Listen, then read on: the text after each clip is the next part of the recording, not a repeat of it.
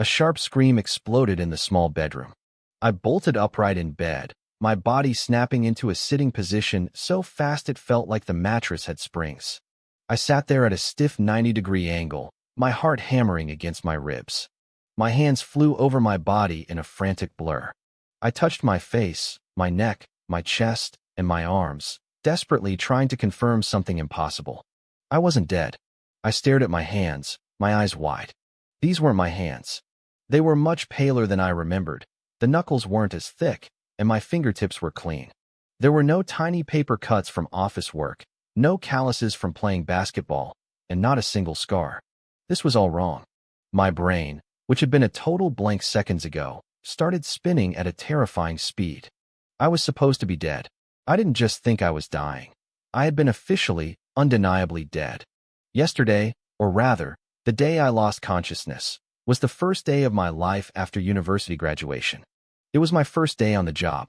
I had worn a white shirt that cost me half a month's internship salary. I had squeezed onto the morning subway, full of hope, heading toward the company that had hired me after a grueling interview process. Then, at a pedestrian crossing, a Cadillac slammed into me at 80 miles per hour. I could still remember the blinding white glare of the sun reflecting off the car's hood. I remembered the screech of tires on pavement, the sound of the wind whistling past my ears as I was tossed into the air, and my very last thought. I didn't even finish my first day of work. From the fragments of gossip I heard before everything went black, I pieced together who killed me. It was some nouveau riche small business owner. He was chasing after a 40-year-old woman with 2 kids, trying to win her over. When he found out she was seeing other men, he lost his mind. He grabbed a luxury bag, hopped in his new Cadillac, and sped through the streets to demand she commit only to him.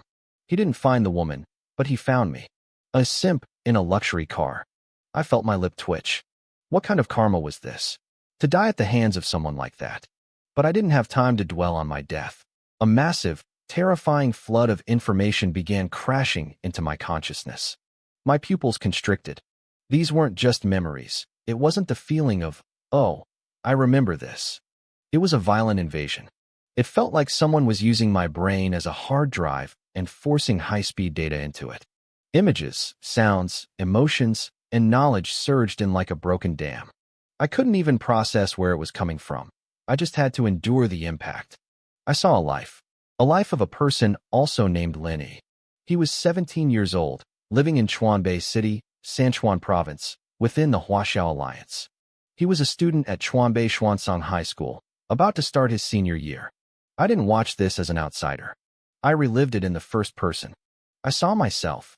No, the original owner of this body, being lifted out of a cardboard box by a pair of rough, warm hands. The box had been abandoned on the side of a road in the suburbs. It was lined with old newspapers, yellowed and brittle from the July sun. My crying had been weak, like a kitten that couldn't find its mother. The man who picked me up was dark-skinned with red-rimmed eyes. He kept muttering about what a sin it was for someone to abandon a child like this. That man and his wife were ordinary people who ran a freight company. They already had a daughter, but they didn't hesitate to adopt me. They gave me a name, Lenny. I saw a little girl, as delicate as a porcelain doll. On the day I was brought home, she crouched by my crib and watched me for an entire afternoon. Then, she poked my face with a chubby finger and said something in a baby voice that no one understood. Chu Liner. That name exploded in my mind, carrying a wave of warmth and bittersweet sorrow. The emotion was so intense that my eyes actually stung. I saw the first 7 or 8 years of the original owner's life. We weren't rich, but we never lacked anything. My adoptive father, Chu Jiangwo, was a man of few words. He drove an old truck for long-distance hauls and was on the road 20 days a month. Every time he came home, he brought local specialties for us kids. My adoptive mother, Wang Xiulan, was warm and cheerful. She handled everything at home and raised us both while Dad was away. Then, everything changed. A specific area of the original owner's memory was shrouded in thick, dark clouds. Every time I touched it, it brought a sharp, stabbing pain. That year, my parents took a government freight job to deliver supplies to the frontier. It was a routine trip they had done 1,000 times. But this time, the convoy never reached its destination. According to the official report, A space rift had suddenly opened directly above the convoy as they crossed a wasteland in the northwest. Hundreds of beasts poured out of the rift. Out of 47 people in the convoy, only 11 survived. My parents were not among them. The search and rescue teams looked for a month. The final verdict was missing, but everyone knew what that meant in a beast tide. It meant there wasn't even a body left to bury. A cold shiver ran up my spine.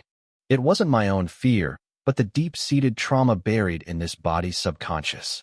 I saw 2 8-year-old children being taken to a strange place by a neighbor one evening. There were many adults whispering. Then, the neighbor knelt down and told me in a voice that was both gentle and heartbreaking. "Linny, your mom and dad won't be coming back for a while. You have to be a good boy, okay?" At that age, the original owner didn't understand what "won't be coming back" really meant. He just knew the house was suddenly empty. It was so quiet that it made him terrified. I remembered how Chu-Lin Er used to cry back then. She was only 8 years old. At that age, she didn't understand the concept of death. She didn't know what it meant for someone to be missing. She just asked the same question over and over again. Where are mom and dad? When are they coming back? Chu-Lin E was 9. Chu-Lin Er was 8. 2 mothers, 2 children, and 1 shattered home. There was a small pension, but it wasn't nearly enough. Their future was no longer whole. The memories continued to surge. I watched as the original owner of this body changed. He went from a boy who would cry and beg for candy to a silent, stoic teenager. He kept everything bottled up inside. He started learning how to cook. At first, the porridge he made was so burnt it was barely edible. But Lin Er would swallow it down with a frown and tell him that anything her brother made was delicious. He learned how to manage money. He took the monthly pension and subsidies from the alliance and calculated every cent. He never wasted a single penny. He learned to protect his sister. If anyone at school dared to say a word against her, that quiet boy would turn into a feral beast. He didn't care how much bigger or stronger the other person was. He just fought. But beneath those memories of strength and grit, there was a deeper, more private part of himself. It was a secret he never shared with anyone. It was about his body.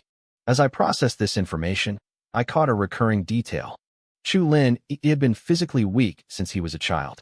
It wasn't a terminal illness. It was a strange kind of frailty that felt out of place in this world. This planet was called Blue Star.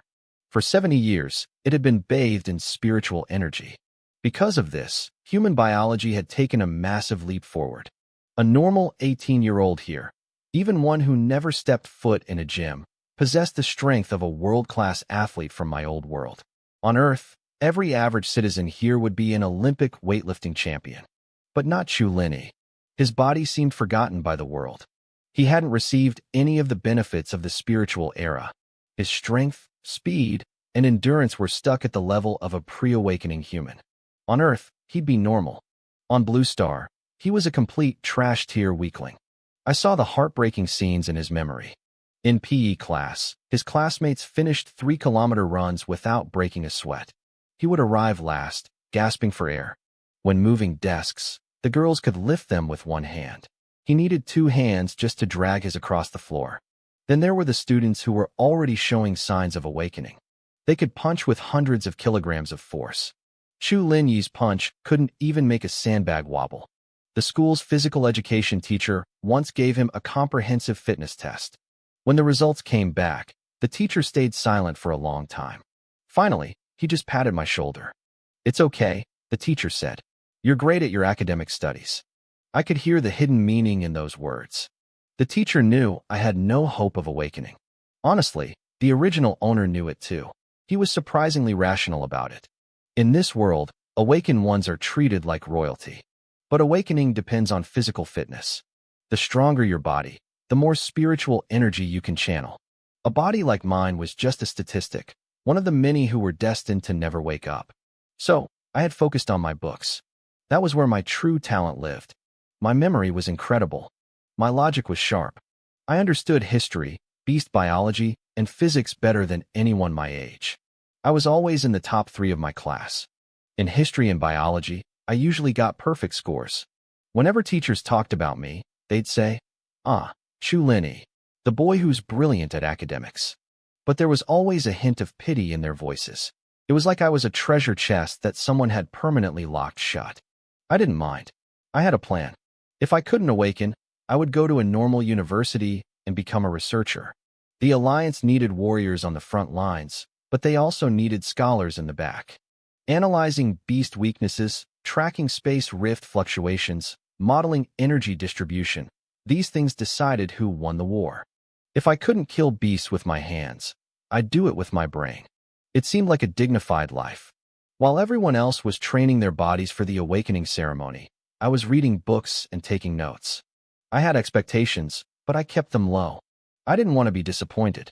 As the memories finished flowing in, I finally understood the bigger picture of this world. Blue Star was almost identical to Earth. The continents, the countries, the cultures, they were all familiar. The Huaxiao Alliance was basically China. The Western Federation was the West. The Northern Union was the old Northern Territories. If it weren't for the spiritual energy, I would have thought I'd just traveled to a parallel Earth. But the history of this world was much crazier. It all started in the early 20th century. A massive global war had just ended. The world was exhausted and broken. Just as humanity was at its weakest, something changed. People called it the spiritual recovery. At first, nobody noticed. Then, medical reports started showing strange trends. Infant mortality dropped. Life expectancy soared. The population exploded. Chronic diseases were vanishing. Scientists tried to explain it with medicine or environment, but nothing fit. The wilderness was changing too. Forests grew at a terrifying speed. Plants and animals became massive. People thought it was just the result of post-war environmental protection. But they were wrong. Very wrong. The world thought nature was just healing itself. People assumed the drop in industrial activity had given the planet a chance to breathe. But that theory was crushed in June 1951. 30 years after the Great War, the most terrifying disaster in human history struck. It wasn't an earthquake or a flood. It looked like an invisible hand was tearing the sky apart. Massive black cracks appeared out of nowhere across the globe. Some were thin like blade marks. Others were wide like canyons or spread out like jagged spiderwebs. They all had one thing in common. Things were coming out of them. Things that didn't belong to our world. We called them xenobeasts. Some looked like insects magnified 1,000 times. Others were horrifying hybrids of different animals. Some didn't even have a solid shape, looking more like clouds of flowing black mist. They poured out of the rifts like a flood from hell, devouring everything in their path. The next 3 years were the darkest era for humanity. Our population plummeted by 40%. Cities became graveyards. Transportation froze. Communication collapsed. In a single night, our advanced civilization was dragged back to the Stone Age. But in that darkness, we found a way to fight back. We found the awakened. During the life and death struggle against the beasts, some people broke past human limits. Some could conjure fire from their palms. Others froze the air into ice. Some gained godlike strength and speed, while a rare few could even glimpse fragments of the future. These people became our shield. Because of them, the flame of humanity wasn't snuffed out. Faced with a common enemy, old rivalries vanished. We united into 3 major powers: the Huaxiao Alliance in the East, the Western Federation, and the Northern Union. Together, they protected the survivors and researched how to train more awakened. The South was a different story. Most of the rifts opened over the Southern Hemisphere, and beasts poured out from the Antarctic ice walls in endless waves. Today, the entire southern continent is a no-man's zone, completely ruled by monsters. The 3 alliances built massive defense systems to wall it off, praying the rot wouldn't spread further north. It's been 75 years since then. It's now the year 2026. Humanity has stood back up. In some ways, we're even stronger than before. We understand the awakening process now, and our defenses are tighter. But the rifts still appear randomly. The beasts are still there. Even nukes couldn't wipe them out. We live in a state of constant, looming threat. That's why the awakening ceremony at age 18 is the most important event in our lives. Scientists discovered that 18 is the peak age for human energy. It's the best time to trigger a person's latent talent. Because of this, the entire global education system changed. 3 months into the final year of high school, every student undergoes the ceremony. If you succeed, You go to a martial arts university to become a warrior. If you fail, you go to a regular college and live a normal life. The Holy Grail in the Huaxiao Alliance is Jinyuan Martial Arts University in Tianjin. It's the dream of every high schooler. Getting in means you've reached the top of your generation. You get a bright future and elite social status. It stands equal with the Olympus Academy in the West and the Aurora Academy in the North. These are the three pillars of the world. The flood of memories finally slowed down. I opened my eyes, not even realizing I'd closed them. My bedroom looked the same. Pale blue morning light filtered through the curtains. The clock on the wall read 6:43 a.m. On my nightstand, a photo of a family of four smiled back at me. I looked down at my hands. They were 17 years old, clean, thin. They had that pale, fragile look of a teenage boy. I didn't reincarnate. I whispered to the empty room. I traveled here in my own body. I was a high school senior now. My physical stats were average at best. In a world where the average person has the strength of an ox, I was basically a cripple. My younger sister, Chu Linner, was the school belle with a line of suitors out the door. And my parents? I paused, the thought heavy in my mind. They were missing. Not dead. Missing. I held on to that word. From the original owner's memories, I knew he had never given up on finding Chu Jiangwo and Wang Xiulan. For 11 years, he had gone to the Alliance office on his father's birthday to file a missing person report. Every single year. And every year, the answer was the same: no progress. Then there was the ceremony. Based on my current condition, my chances of awakening were less than 1%. The previous owner's plan was to just do his best and leave the rest to fate. He'd studied hard for the written exams as a backup. I took a deep breath and exhaled slowly. I needed time to digest this. I had to adapt to this body and this dangerous new world. But one thing was certain. I was Chu Linner's brother now. I was a student at Linhai Middle School. And in 2 months, I had a ceremony to attend. I had a path to walk, and I wasn't going to let it end in the shadows. No matter where this path led, I had to walk it. Outside the window, Linhai City was slowly waking up. The first rays of golden sunlight pierced through the thick clouds on the horizon, painting the entire city in a warm, amber glow. It felt like an omen. I stood up, walked to the window, and pulled back the curtains. Light flooded the room. A new day had begun. I watched the morning light spill across the skyline of Chuanbei City, still trying to process my new identity. Down on the streets, people were already starting their daily grind. Steam rose from the bamboo baskets at breakfast stalls, and the early morning bus groaned as it turned the corner. Everything looked so peaceful and ordinary. I was about to head to the bathroom to wash up when a crisp, sweet voice drifted from outside my bedroom door. "Brother, are you awake?" The voice was sweet, but not cloying. It reminded me of a cold watermelon pulled fresh from a well in the middle of summer. Natural, cool, and refreshing. I froze for a second, then dug through the original owner's memories to find the name. Chu Linner, my sister. "Yeah, I'm up," I called back. I tried to keep my voice natural. I walked over and opened the door. Standing there was a young girl in a Xuanzang middle school uniform. She looked a bit older than she did in the photos I remembered. At 17, she was right on the edge of childhood and womanhood. Her features were so delicate they looked hand-carved. There was an innocence in her eyes, but also a hidden steadiness that was rare for someone her age. The dark blue uniform skirt fit her perfectly, and her long hair was tied in a high ponytail, showing off her pale, slender neck. She held a small tray with a glass of warm milk and 2 slices of golden brown toast. "Here," she said, handing it to me. Her eyes lingered on my face for a moment, and her brow furrowed. "You don't look so good. Did you stay up late studying again?" As my fingers touched the warm glass, a wave of complicated emotions surged in my chest. These were the lingering feelings of the original owner. He had a protective, almost obsessive sense of responsibility toward this girl. They weren't blood-related, but after losing their parents 11 years ago, they had become each other's entire world. "I didn't stay up late," I said, stepping aside to let her in. "I just didn't sleep well." She shook her head and pointed downstairs. "I made porridge. Come down and eat in a bit. I have to go change. It's the first day of school. I can't be late." She turned toward the stairs, her ponytail swaying behind her. After a few steps, She looked back as if remembering something. Oh, right. A bunch of people sent me friend requests last night. I didn't have time to deal with them. Can you check them for me? If it's someone we know, accept it. If not, just ignore them.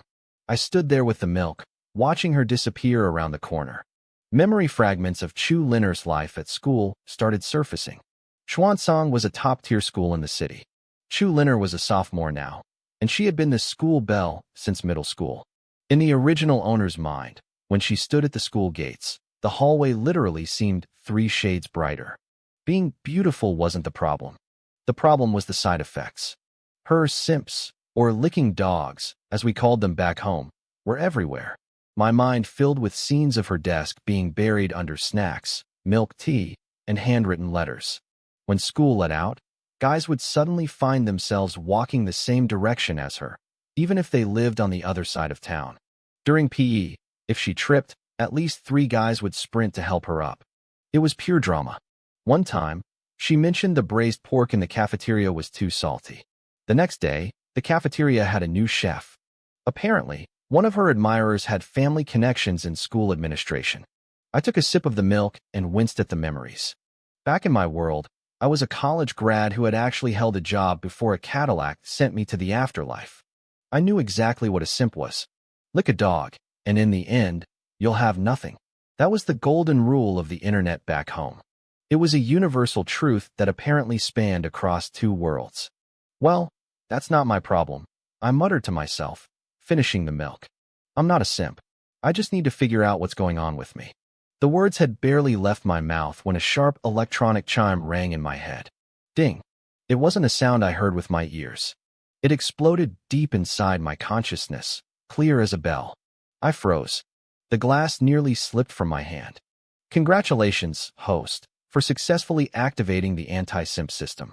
Discuss the simps to earn system points. Exchange points for powerful items.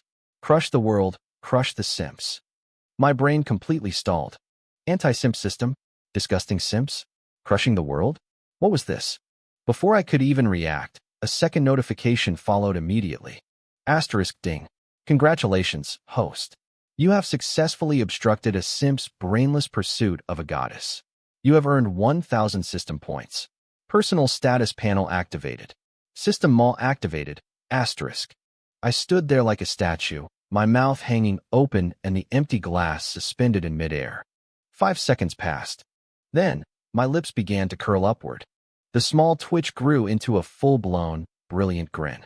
No way, I whispered, my voice trembling. Does every traveler really get a cheat code? I'd read 1,000 web novels in my old life. From the classics I read in middle school to the urban cultivation stories I binged in college. I knew the transmigration plus system formula by heart. But I never took it seriously. Fiction was fiction. But now, I had traveled, and the system was here. I had a sudden, ridiculous thought. Was one of those web novel authors actually a real traveler who had leaked the secret? I didn't have the answer, and I didn't care. My priority was figuring out how this thing worked. I set the glass down, sat on the edge of the bed, and focused. I called out for the status panel in my mind. A semi-transparent screen flickered into view. The interface was clean, like a well-designed app. Blue and white, simple and direct. Name, Chulini. Cultivation, ordinary human. Talent, none. Abilities, none. Skills, none. I looked down at my system points. It showed 300. I stared at that number for a few seconds, my brow furrowing. Something wasn't right. I distinctly remembered the system notification saying I had earned 1,000 points. Where did the other 700 go? I tapped the View Details button next to the balance. A transaction log popped up, and my heart skipped a beat as I read the entries.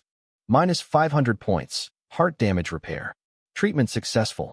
Minus 200 points, passive defense triggered. Expel the Tier 1 beast, the heart-testing ant, after it inflicted a fatal wound on the host's heart. Plus 1,000 points, obstructing a simp's brainless pursuit of a toxic woman. My pupils dilated. I read those lines twice, making sure I hadn't missed a single word. A sudden, icy chill crawled up my spine, freezing me to the core. The heart-testing ant. A Tier 1 beast. It had attacked my heart and caused a fatal injury. So, I whispered, my voice so low I could barely hear it myself. The original Chu Lini didn't die of natural causes. He had been murdered by a monster. I desperately searched the original owner's memories, trying to find any fragment of an attack. I looked everywhere, but there was nothing. No memory of pain, no memory of a struggle. His last memory was simple. He finished his homework last night, took a shower, flipped through some notes in bed, and turned off the light. After that, total darkness. That blank space was his death. My consciousness from Earth must have been shoved into this empty shell at the exact moment his soul flickered out. I dug deeper into his knowledge of biology. The original Chu Lini might have been physically weak, but he was a genius in the classroom. He knew his monsters. The heart-testing ant. It was a tear, one beast about the size of an adult's pinky finger. Its body was pitch black, with a shell as hard as iron. They never hunted alone, they moved in swarms. But their most terrifying trait was how they killed. They burrowed into a prey's body and headed straight for the heart, eating the tissue from the inside out. Victims usually died of sudden cardiac arrest without ever realizing they were under attack. There were never any external wounds. They had first appeared in the year 1980, swarming out of a massive spatial rift in the southern wilderness. Decades of culling had made them rare in human cities, but a few strays still managed to slip through the cracks. I pieced it together slowly. At some point, somewhere, the original Chu Lini had been targeted. Those insects crawled inside him and waited. As he slept, the damage reached a breaking point. His heart just stopped. I felt a wave of complicated emotions. This kid had lived 17 years of pure hardship. Abandoned, adopted, losing his foster parents, and then struggling alone to raise his little sister. And after all that, he died silently in his own bed, never even knowing what killed him. I looked back at the log. The system must have activated the moment his heart failed. It drove the insects away and spent 500 points to patch me back together. I let out a dry, bitter laugh. If the system hadn't triggered automatically, I would have died the second I arrived. I would have been the first person in history to use a transmigration trial card. I took a deep breath, pushing the dread aside, and opened the system mall.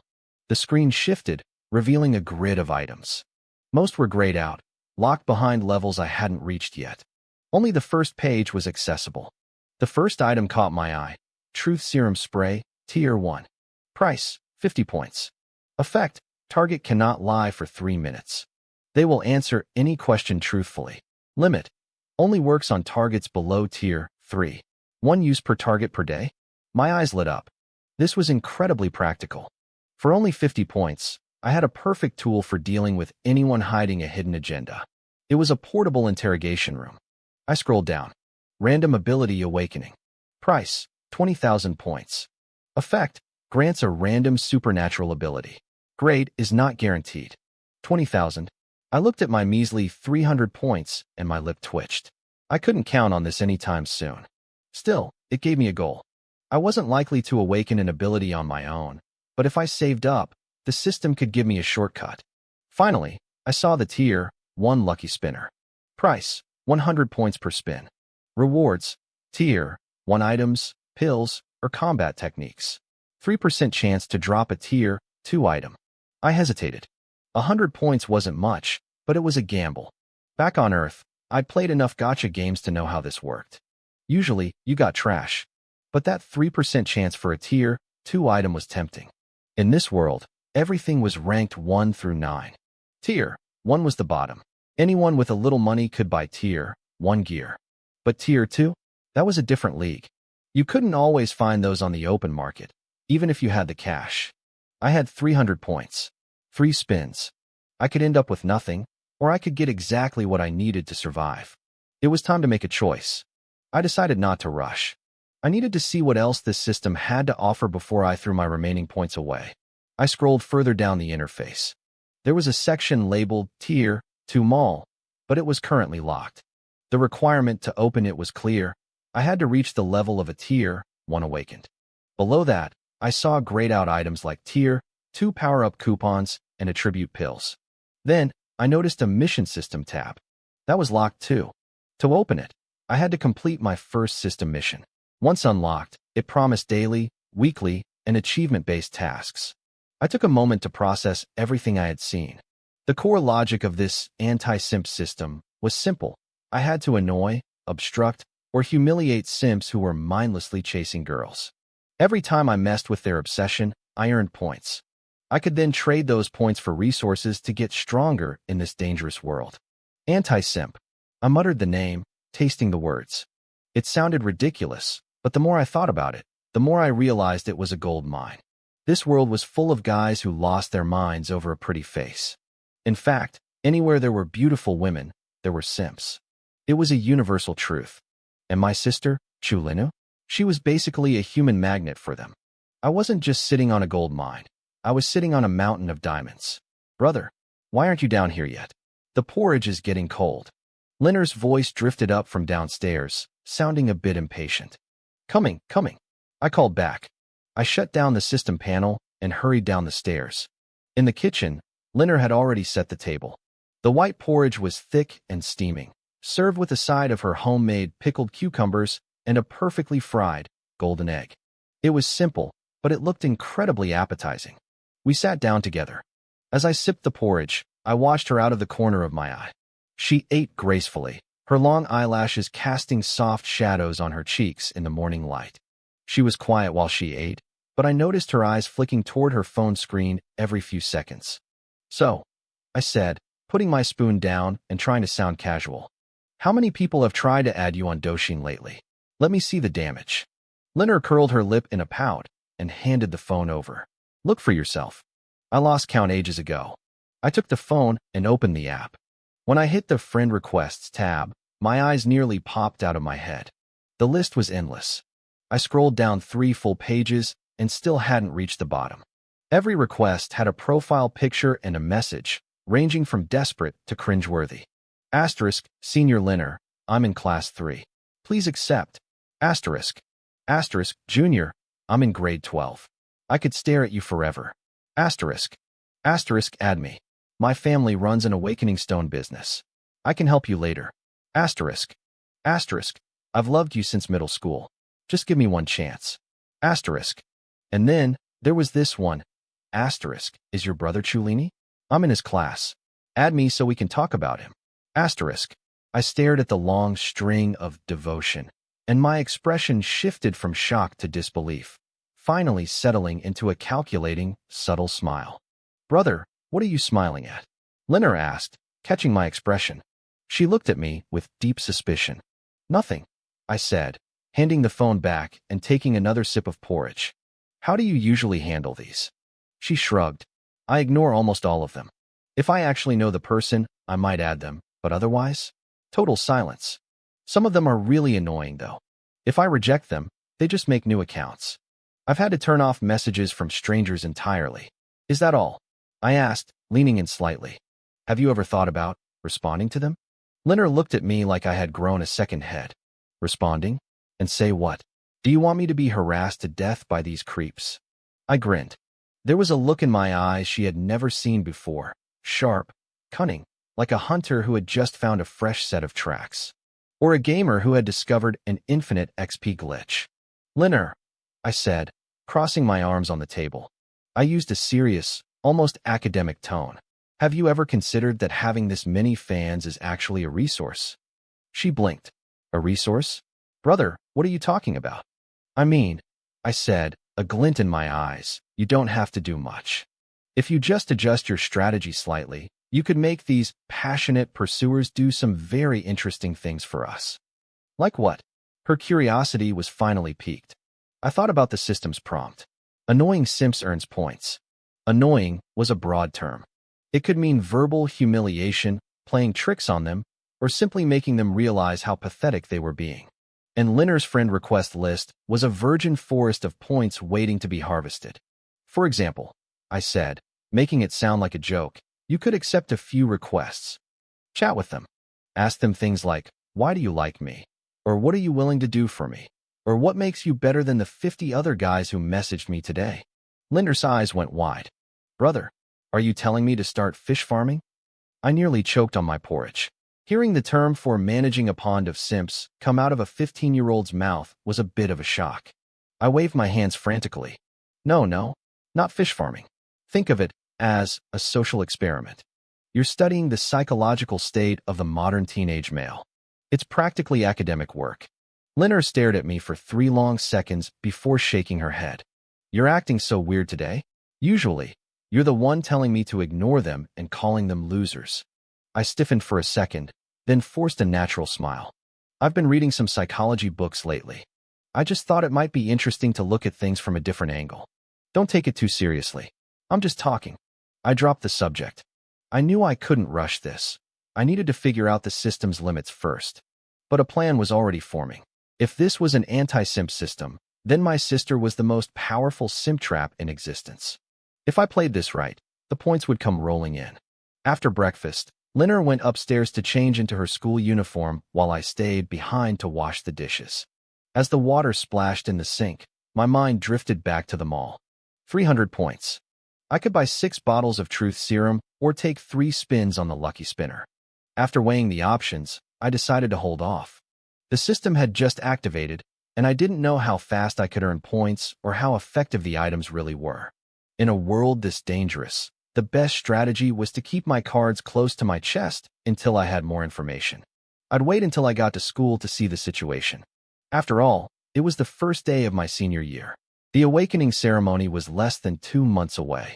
This world, this blue star, was waiting for me to explore and conquer it.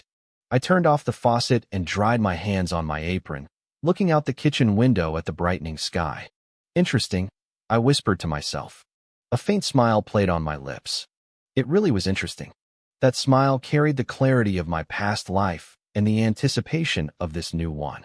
I felt a surge of certainty about the future I was about to build. After breakfast, Linner headed upstairs to change into her school uniform. I stayed in the kitchen alone, neatly stacking the washed dishes into the cupboard and wiping down the stove. Then, I reached into my pocket and pulled out Linda's phone. She had left it on the table earlier after showing me her friend requests. I sat down at the dining table, gripping the phone as a plan began to crystallize. Since this was an anti-simp system, and its core mechanism was gaining points by disgusting simps, I needed to figure out the rules. How did the system define a simp? What was the threshold? How much disgust was required for it to be effective? In my previous life, I was a digital native. I knew exactly what a simp was.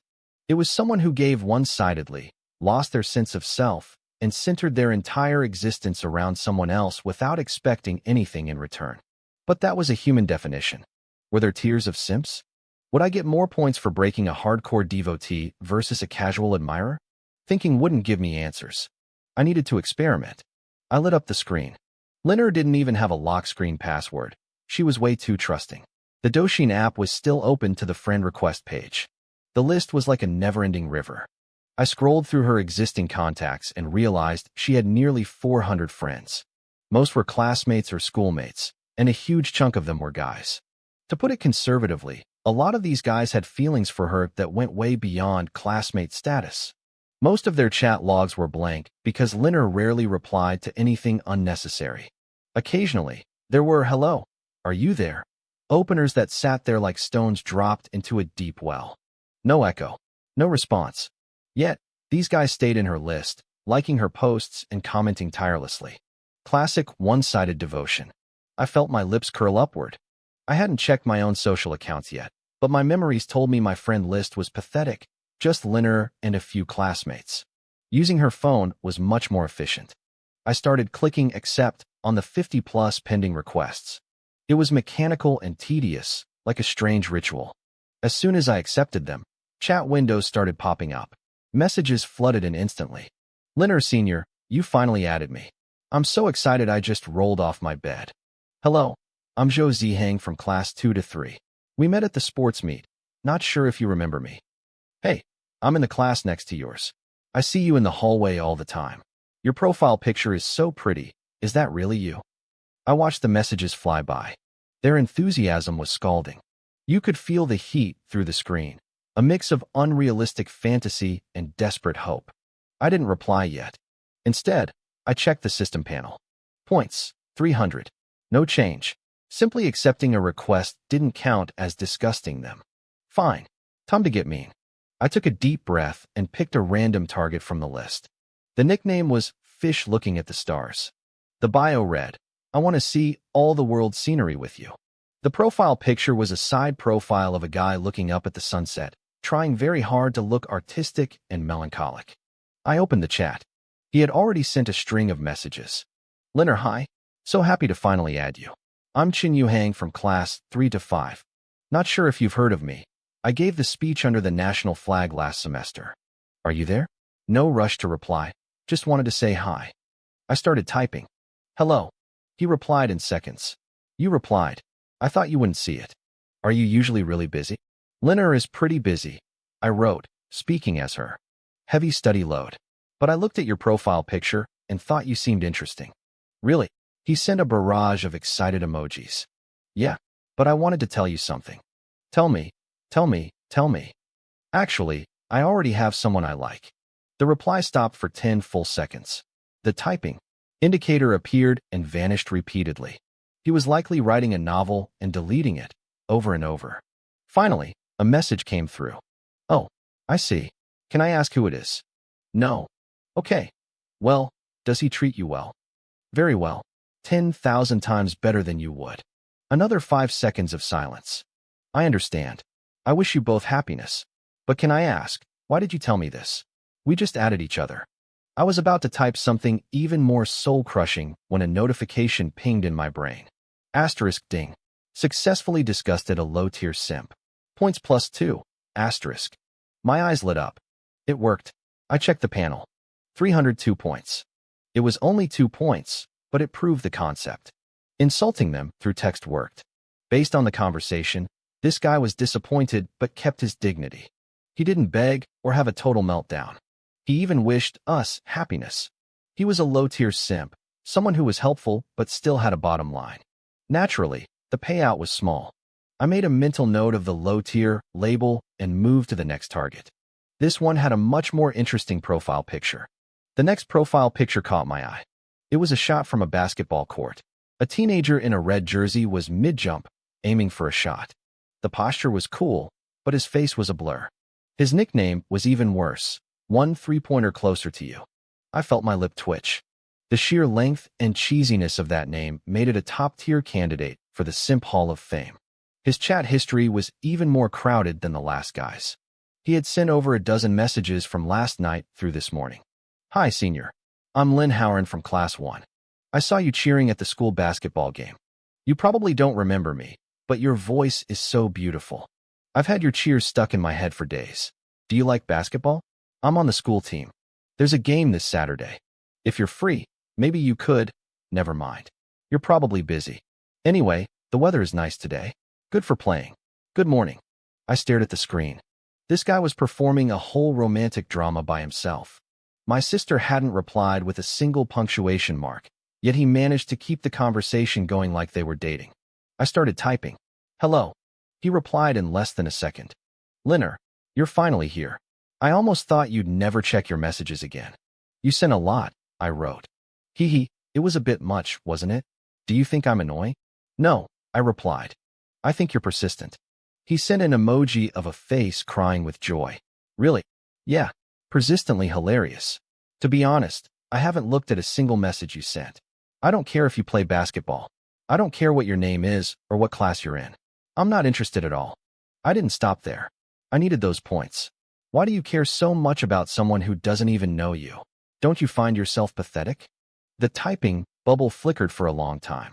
Finally, a message came through. I think you're wonderful. There are plenty of wonderful people." I shot back. "Do you act like this with all of them?" "No, only you." "Well, even if every other man on earth died, I wouldn't consider you. Do you understand?" The silence that followed was longer than the last. I thought I had finally broken him. But 20 seconds later, my phone buzzed. "It's okay. Loving you is my business. You don't have to consider me." I stared at the screen, genuinely impressed by the mental gymnastics. It sounded deep and selfless, but it was the ultimate simp logic. He was voluntarily throwing away his dignity and expecting nothing in return. That lack of a bottom line was exactly what the system wanted. Asterisk ding. Successfully disgusted a mid-tier simp. Points +6. Asterisk. 6 points. That was 4 more than the last guy. I nodded in satisfaction and closed the chat. I didn't need to keep going with him. Based on that last, "loving you is my business" line, he was already in a state of deep emotional dependence. Mid-tier simps were great for farming. Each wave of disgust could net me 5 to 8 points. The cost-performance ratio was excellent. Just as I was about to click the next person, another message popped up from the basketball kid. But I still want to know, what's wrong with me? I can change. I rolled my eyes and exited the conversation.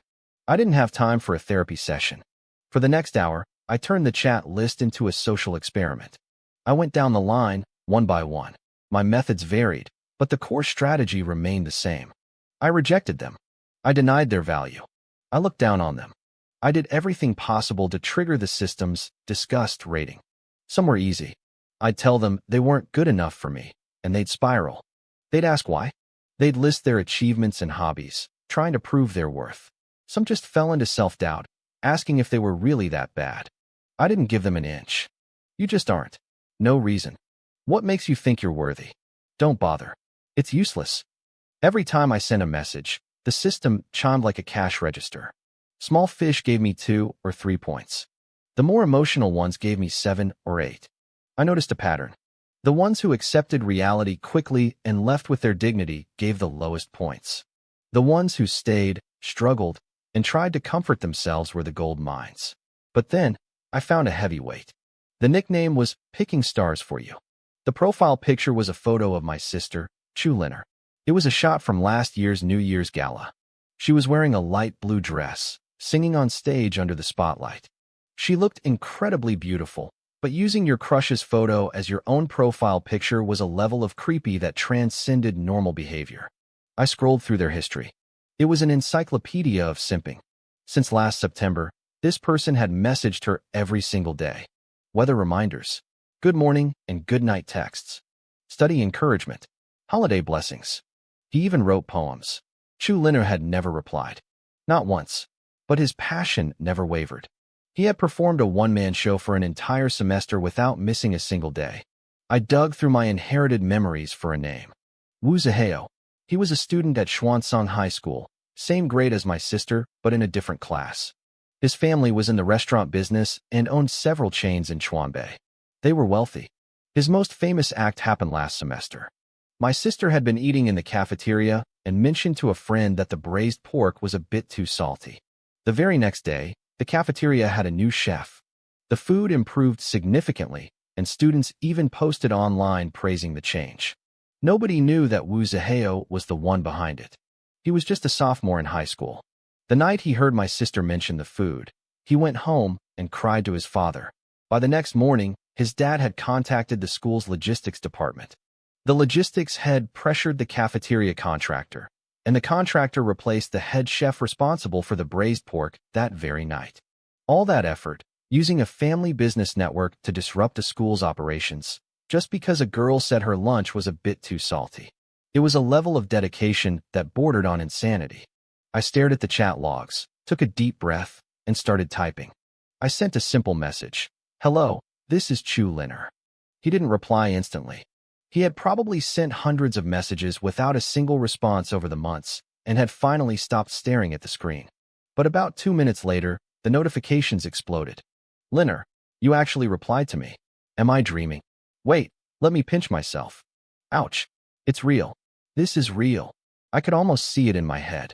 A 6-foot-tall guy jumping around his room, clutching his phone with a mix of shock and joy.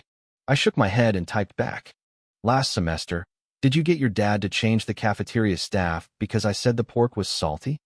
The screen went silent for a long time. He clearly hadn't expected me to know about that. After 30 seconds, a new message popped up. How did you find out? I just wanted the cafeteria to make better food. It wasn't just for you. Okay, fine. I admit it. It was for you. If you aren't happy with what you're eating, I'm not happy either. Wu Ziheo, are you mentally ill? I sent. The moment I hit send, I felt like I was being a bit too harsh. But for the sake of system points, I had to be blunt. I needed to see how he'd react. Maybe I am sick, he replied. I just can't control myself when it comes to you. I suggest you go see a doctor, I wrote. You are my medicine, Liner. I stared at the screen. My earlier assessment of him being mentally ill was actually too conservative. This guy hadn't just lost his mind. He had turned being a simp into a religion. He treated my sister like a spiritual totem to be worshipped.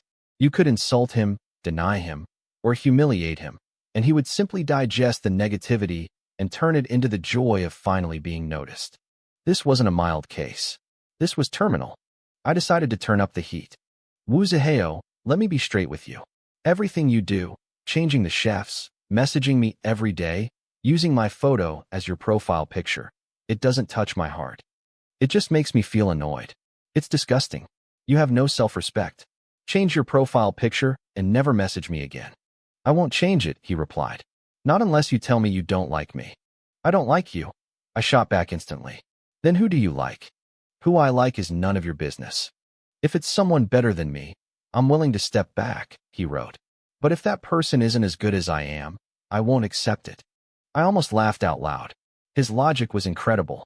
He was basically saying I could reject him, but only if I provided a reason that satisfied him. If the reason wasn't good enough, he would just keep going. It was like he had a programmed procedure for rejection. Even if you were the last man on earth, I would never like you. I sent. Then I'll just stay here, he replied. I'll wait for you. I stared at those words for 3 seconds. Suddenly, a notification rang in my mind. A crisp electronic voice echoed. Ding. Successfully disgusted a high-tier simp. Gained 12 points. 12 points. That was the highest single gain I had received so far. My eyes lit up. The conversation hadn't lasted long, and Woozaheo hadn't even broken down or lost control, yet the system gave me a massive payout. This meant the system didn't just look at the immediate reaction. It looked at the history. Because Woozaheo had been acting like a doormat for an entire semester, his simp value was incredibly high. I started categorizing my findings. Low-tier simps gave 1 to 3 points. They had a shred of dignity and would back off if hurt. Mid-tier simps gave 5 to 8 points. They were emotionally dependent and lived in a fantasy world. But high-tier simps like Woozaheo were the gold mines. They had no self-esteem left. They saw rejection as a test of their devotion. The more you insulted them, the more sincere they felt they were being. I was ready to keep experimenting when my finger accidentally slipped. I clicked on a different chat window. It was another one of my sister's contacts, but the history was nearly empty. There were only 2 messages. The first said, Hello, Linner. I'm Lee Mingzher from the class next door. Would it be okay to get to know you? The second said, If it's not convenient, that's fine. Best wishes. That was it. No follow-ups. No poems. No daily weather reports. I decided to test him out too. I sent the same opening. Hello, this is Chu Linner. It took 10 minutes for him to reply. In a world where everyone else responded in seconds, he was an outlier. Hello, is there something you need? You added me before, I wrote. Did you want to get to know me? Yes, Lee Mingzher replied. I thought you were quite bright and talented at school. I wanted to be friends. But you never replied, so I assumed you didn't want to chat with strangers. I didn't want to bother you. I already have someone I like, I told him. I see. Then I wish you happiness. Sorry for the intrusion. Is it okay if I delete you now? I froze for a second, then let out a genuine laugh. Is it okay if I delete you now? The request was polite, restrained, and carried a sense of boundaries. He respected my time and his own. Compared to the others, this guy was a breath of fresh air. He wasn't a simp at all. He was just a normal, high-quality guy. I waited for 5 seconds. Then 10. The system remained silent. My messages hadn't triggered any points. The system didn't care about him because he wasn't a target. I leaned back, staring at the screen, deep in thought. I stared at the chat interface with Lee Mingzher again. A realization slowly dawned on me. This guy wasn't a simp at all. He wasn't even really a suitor. He was just a normal guy who found a talented classmate interesting and reached out to be friendly. When he didn't get a response, he exited the situation with his dignity intact. He never showed any excessive, one-sided devotion. He didn't lose his sense of self or revolve his entire life around a girl. He was just a healthy high schooler with normal social boundaries. Naturally, the system wouldn't label him a simp. I made a mental note of this discovery and kept scrolling. It turned out that Chu Linner's friend list had quite a few people like Lee Mingzher. Some were just acquaintances from school events who had only exchanged a sentence or two. Others sent generic holiday greetings and stopped when she didn't reply. Some were just ghost accounts, sitting in her list like they were only there to pad her follower count. I decided to test a few more of them. I sent similar messages. I already like someone else, or you aren't good enough for me. The results were consistent. The system didn't react at all. 0 points. The logic was becoming clear now. The system didn't judge someone based on whether they liked Chu Liner or whether she rejected them. The key was the behavior. It looked for that one-sided, selfless, target-centered, and persistent pattern of obsession. If a guy liked her but kept his dignity and respected her boundaries, he was just a guy with a crush. He wasn't a source of points. It was a surprisingly fair setting. I leaned back in my chair, tapping my fingers on the table. After nearly an hour of this sociological experiment, I had enough data. I checked my balance. It had climbed to 471 points. I had started with 300 and earned 171 points just by sending a few texts. On average, each valid target gave me about 5 points. It wasn't an explosive gain, but it was sustainable. I had only gone through a third of her friend list and already banked nearly 200 points. If I cleared the whole list, I could easily bag another 300 to 500. Then there were the pending requests and the inevitable new simps that would appear in the future. This was a goldmine. Plus, texting was just the basic method. The system mentioned that blocking a simp's mindless pursuit also granted points. My first big reward of 1,000 points proved that specific anti-simp actions had a much higher payout. I'd have to explore that later. I was about to put the phone down when a familiar profile picture caught my eye at the bottom of the list. It was my own account, or rather, the original Chu Lini's account. I clicked it. The chat history was a few months old, mostly mundane sibling stuff. What time are you coming home? Be careful on the road. What do you want for dinner? It was simple and warm. I stared at the default profile picture and the plain nickname. I logged out of her account and logged into mine. I hadn't actually looked at my own social media since I arrived. My handle was Lin Fengji. The profile was a landscape photo, and my timeline was almost empty. I only had about 20 friends. It fit the original owner's vibe perfectly, quiet, low-key, and unnoticed. Like a blade of grass by the side of the road. I logged out and set her phone back on the dining table. Just then, I heard footsteps on the stairs. Chu Liner came down in her school uniform, her ponytail swinging as she walked. She walked into the kitchen, her eyes landing on the phone before shifting to me. "Brother, what were you doing with my phone?" "Just cleaning up your friend list," I said, my face remaining a mask of calm. "There were a few weirdos. I handled them for you." She gave me a suspicious look and picked up the phone. As she scrolled through the accepted requests and the new messages, her brow furrowed. "You actually talked to them?" "A few words." "What did you say?" "Just some stuff to make them give up," I replied casually, acting like this was just a normal thing a big brother would do. She stared at the screen for a long time. Her expression shifted from confusion to something more complex. She looked up at me with an intensity one hadn't seen before. "Brother, you told Shin Yuhang he wasn't good enough for me? Since when did you get so mean?" I shrugged. I was just telling the truth. "And this Wu Zihao." Her expression turned cold when she saw the guy using her photo as his avatar. "He really annoys me. I told him so many times to stop messaging me, but he never listens. Can you just block him for me?" "Sure." I took the phone and swiftly moved "Picking Stars for You" into the blacklist. The moment I hit confirm, a crisp notification rang in my head. Asterisk ding. Successfully blocked a heavy simp's persistent harassment. Reward, plus 30 points. Asterisk. My pupils contracted slightly. 30 points. So, blocking someone was also considered obstructing a mindless pursuit. The reward was a whole level higher than just insulting them through text. The system clearly preferred actual intervention over mere verbal abuse. This was a valuable discovery. I handed the phone back to her. "Done. He's blocked." Chu Liner took the phone, looking at me with a strange glint in her eyes. "You're really weird today. Usually, you just tell me to ignore them. Why are you getting personally involved?" "The awakening ceremony is coming up," I lied smoothly. "I figured if I awaken, I might not have much time for these chores later. I wanted to clean things up for you while I'm still free." She nodded, seemingly satisfied with the explanation. She didn't ask anything else. The Xuansong High School uniform was a deep navy blue.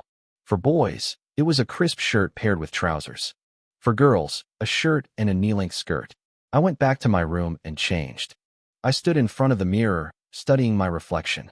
The teenager staring back was lean, almost thin. My skin was a shade paler than most guys my age. My features were sharp and well-defined, but not exactly striking. I was the kind of person who disappeared in a crowd. The uniform hung a bit loose on my frame, making me look even more fragile. This was the original Chulini. In a world defined by spiritual awakening, he was an anomaly, someone whose physical stats remained stuck at the level of an ordinary human. "It's fine," I whispered to my reflection, offering a small smile. "If you're weak, you just practice more. Just because you couldn't do it before doesn't mean I can't do it now." I smoothed out the non-existent wrinkles on my sleeves. I grabbed my worn-out black backpack from the desk, slung it over my shoulder, and walked out. Chu Linner was already at the entrance, crouching down to tie her shoelaces. She looked up when she heard me. "Brother, you ready?" "Ready," I replied. "Then let's go. It's the first day of school. Don't be late." As I bent down to change my shoes, my peripheral vision caught a small photo frame sitting on top of the shoe cabinet. It was the only family photo the Chu family had. Chu Jiangwo and Wang Xiaolan stood side by side in the back, their rough, large hands resting on their children's shoulders. A 6-year-old version of me looked confused, while a 4-year-old Linner grinned, showing off a row of baby teeth. A family of 4, frozen in a moment they could never return to. My gaze lingered on the photo for a single second. Then, I pulled my eyes away. I finished tying my laces and pushed open the door. Morning light flooded in, washing over my face. Behind me, on the invisible system panel, the number 501 flashed quietly, as if waiting for something. The moment I stepped out of the apartment building, a morning breeze hit me. It carried a freshness I had never felt before. No, that wasn't quite right. It was a freshness I had never experienced in my past life. It was hard to describe. It felt like being submerged in minty spring water deep in the mountains. Every pore on my body seemed to snap open. Every inch of my skin was cheering. I took a deep breath instinctively. The air traveled through my nose and into my lungs, then seemed to take on a life of its own, spreading through my body. I felt lighter. Not figuratively. I mean my actual weight felt reduced. It was as if something heavy had been drained from my bones and muscles, replaced by a warm, soothing energy. I felt transparent, inside and out. So this is spiritual chi, I muttered to myself. I had read about spiritual recovery 1,000 times in web novels, but experiencing it was different. It wasn't just colorless, odorless air. It had texture. You could feel its presence, just like you feel the warmth of the sun or the direction of the wind. Chu Linner walked 2 paces ahead of me, her steps light as a deer. Her ponytail swung rhythmically, and the hem of her skirt fluttered in the breeze. She didn't seem to notice the chi at all. She was used to it. To her, it was like a fish sensing water. It was just there. I took another deep breath, tracing the energy. It swirled in my chest before misting out into my limbs. My fingertips tingled. My stance felt more stable. My mood even lifted. But as soon as I exhaled, that lightness vanished. My muscles felt heavy again. My joints lost their fluidity. I frowned and tried again. Inhale, weightless. Exhale, back to normal. Maybe this was why the original owner's physical stats were so low. His body was like a leaking bucket. The chi came in, but it wouldn't stay. He had probably realized his lack of talent early on and simply given up trying to understand why. I shifted my focus to the surroundings. We lived in Linen Gardens, an older residential area in Chuanbei City. The beige paint on the buildings was peeling in spots, but it was clean. In the small flower beds downstairs, unknown shrubs grew with a vibrant, glowing green. They were lusher than anything I'd seen on Earth. An orange cat sat by the bushes, lazily licking its paws. It spared me a glance before going back to its grooming, looking exactly like the pampered masters from TikTok. The neighborhood gate opened onto Yuanguang Avenue, a 4-lane road. Across the street, a row of shops was coming to life. Steam billowed from breakfast stalls. The scent of buns, fried dough sticks, and soy milk drifted over, hitting my nose. A middle-aged woman in an apron stood out front, shouting about hot buns in a local dialect so loud she could have been practicing a sonic roar. Traffic wasn't heavy, but it wasn't quiet either. Buses, Cars and taxis hummed past. Occasionally, an electric scooter would zip by, the rider honking and shouting for people to move. Students in uniforms pedaled bikes, their chains clinking. For a moment, I forgot I had transmigrated. This felt like any ordinary morning in any ordinary city. Busy, mundane, and full of life. Then I saw it. On the other side of the road, a man in a tracksuit was jogging. He was fast. Not professional athlete fast, but impossible for a human fast. I estimated his speed at least 60 kilometers per hour. He was keeping pace with the cars. Each stride was clean, with zero wasted movement. He moved like an arrow shot from a bow, his passing creating a gust of wind that rustled the trees. Is that? I squinted. Chu Linner followed my gaze, looking completely unimpressed. Oh, him? That's the coach from the martial arts hall behind our complex. I heard he's a tier 2 awakened.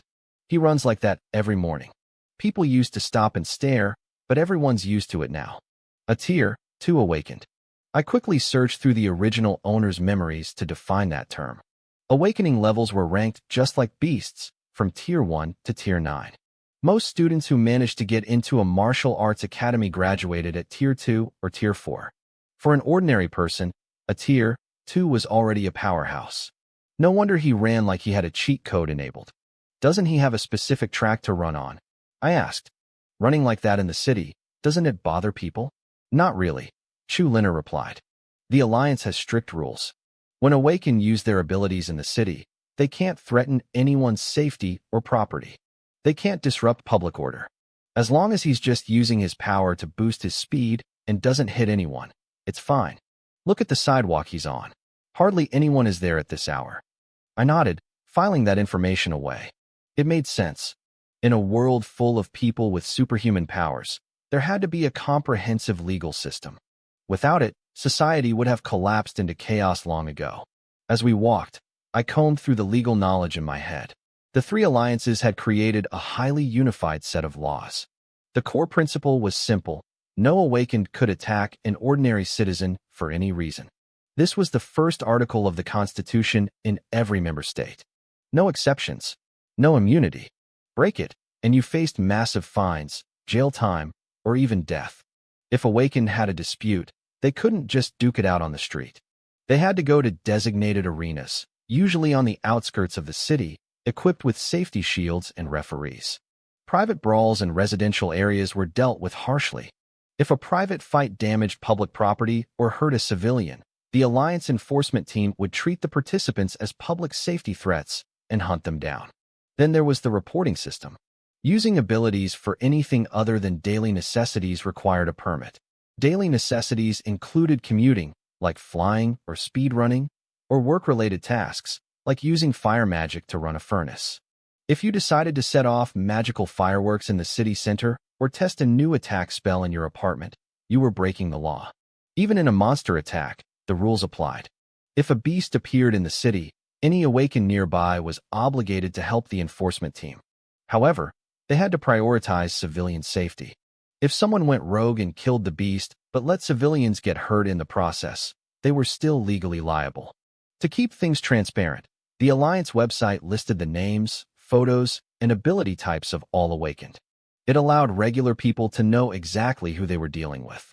The only exceptions were military personnel or secret agents on classified missions. Finally, there was the insurance. If an awakened caused damage through negligence, they paid for it.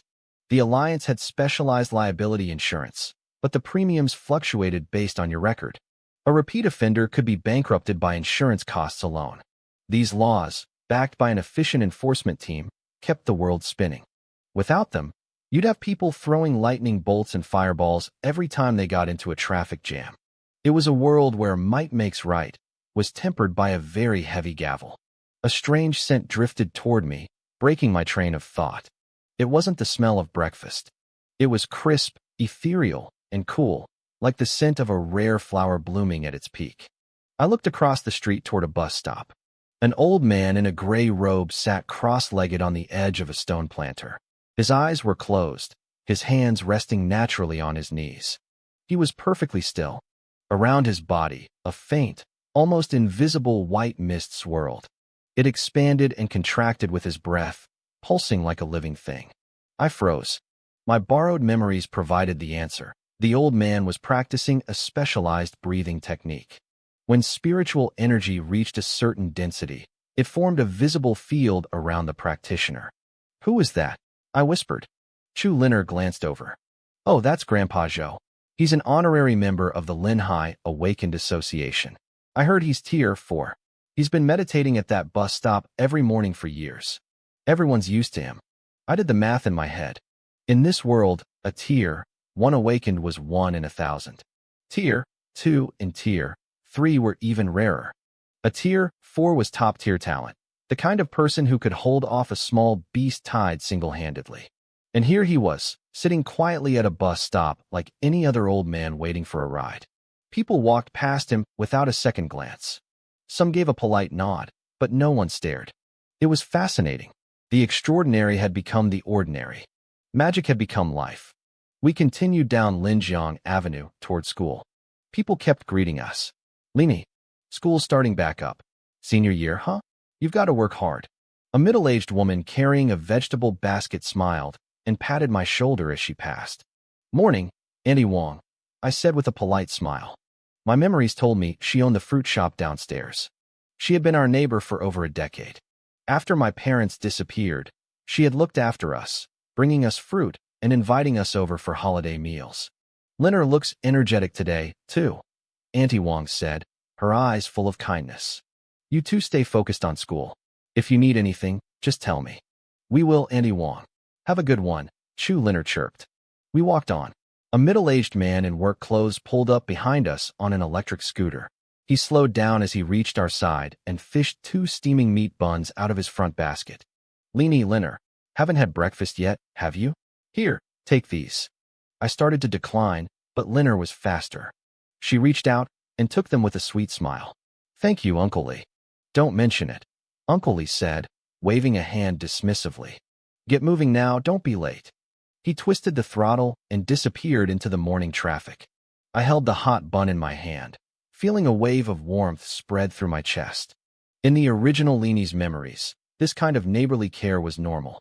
Even though his parents were gone, the old neighbors in their complex never let these 2 kids go hungry or cold. They brought dumplings during festivals and warm clothes when the seasons changed. When Linner got sick, someone was always there to help get her to the hospital. This world was full of monsters and spatial rifts, but the kindness between people was no different from my previous life. I took a bite of the bun. The savory scent of the meat filling exploded in my mouth. The dough was soft and chewy, and the filling was incredibly succulent. It was better than any bun I'd ever eaten in the big cities back home.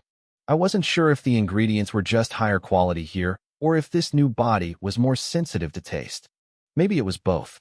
After walking for about an hour, the silhouette of Tsongshuan High School appeared. It was a massive campus. The main gate was a towering stone archway with the school's name carved in bold, powerful strokes. Legend said the first principal wrote it himself. Red banners hung on the walls flanking the gate, displaying white letters that read, "Welcome back, students. New semester, new journey. Awakening is coming. Give it your all." Students were everywhere. They arrived on bikes, on foot, or by bus, converging from all directions like streams flowing into a lake. Security guards in crisp uniforms stood on the sidewalks maintaining order. I noticed strange equipment hanging from their belts, probably anti-riot gear issued by the Alliance. In a world where beasts or out-of-control awakened could appear at any moment, you couldn't be too careful. I scanned the crowd and frowned slightly. In the original owner's memories, the start of a semester was usually a spectacle. You'd see awakened students showing off as they arrived. Someone might glide through the air on a blade, flipping off the school flagpole to land perfectly. Another might freeze the ground into an icy path, skating through the gate. I even remembered a student who summoned a bird made of fire that scattered sparks like fireworks with every flap of its wings. The most dramatic one was a senior who summoned a miniature tornado, lifting himself 3 meters into the air and drifting inside like a falling leaf. The original Lini used to stand by the road and watch them for a long time. His eyes always held a mix of envy and restraint. He never cheered or asked questions like the others. He just watched quietly, as if observing a world he didn't belong to. But today, there were no flashy entrances. The seniors from last year had already graduated, and it was our turn to take their place. None of us had awakened our abilities yet. The teachers, however, were a different story. A male teacher in a tracksuit leaped off a pedestrian bridge outside the gate. It was a drop of at least 7 or 8 meters. He landed with a slight bend of his knees, steady and light as a feather. He didn't even kick up any dust. He tapped the ground and glided forward as if gravity had no hold on him. Near the flower beds, a female teacher reached toward a patch of soil.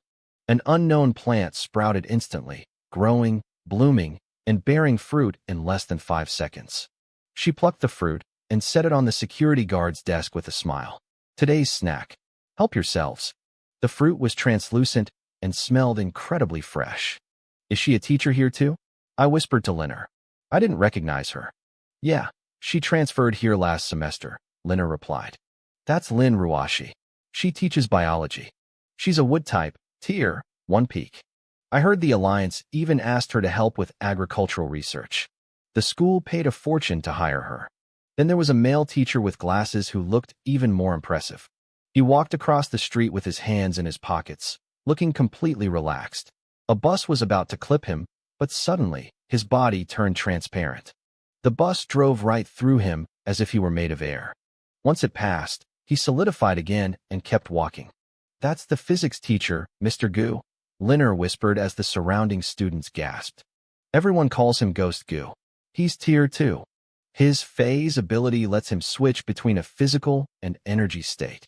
Not even bullets can hit him.